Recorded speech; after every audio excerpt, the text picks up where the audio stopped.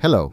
In this WAGO tutorial, we have demonstrated how to configure and commission a Modbus TCP interface in CODESYS 3.5. But what about Modbus RTU?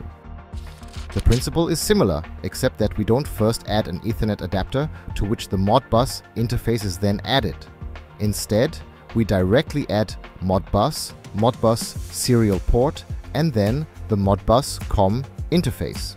A master and then a slave can be connected to the Modbus fieldbus as described in the Modbus TCP video.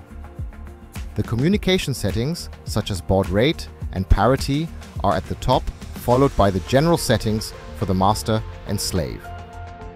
The rest is the same as for Modbus TCP.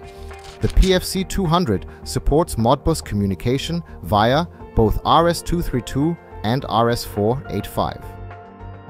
The serial port settings can be found in the controller's web-based management system, under the Configuration tab, in the Administration menu, and then Serial Port.